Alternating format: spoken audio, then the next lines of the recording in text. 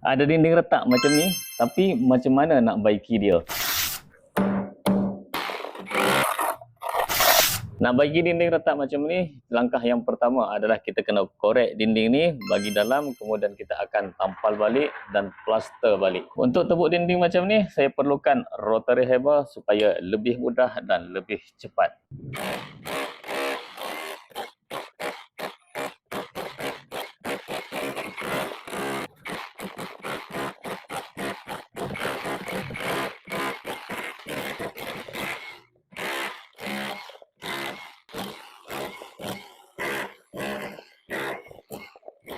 Sebetulnya dinding yang retak ni, dia retak tembus.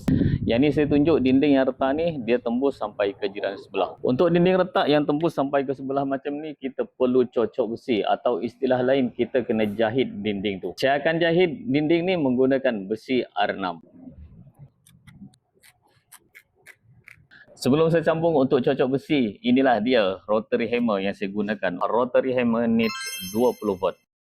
Rotary hammer yang didatangkan dengan brushless motor. Dan rotary hammer ni direka khas untuk buat kerja lasak. Tengok dia punya motor punya besar ada dekat bawah macam ni. Disebabkan rotary hammer ni dicipta untuk buat kerja lasak, yang ini ada 2 mod sahaja.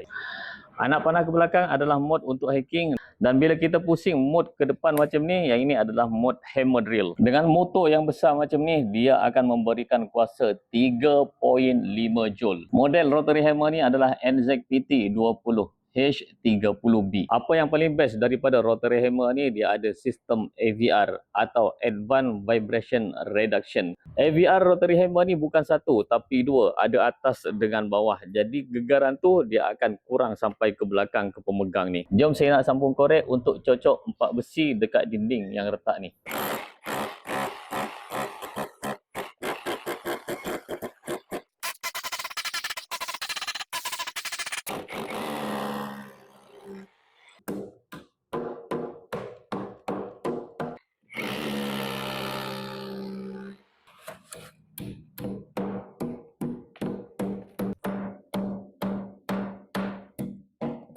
Langkah berikutnya, kita siram dulu bekas-bekas habuk yang ada dekat dinding ni selepas kita hack tadi. Last sekali kita plaster dinding ni bagi rata, dan lagi elok kita sumbat bagi masuk dalam dia punya simen ni.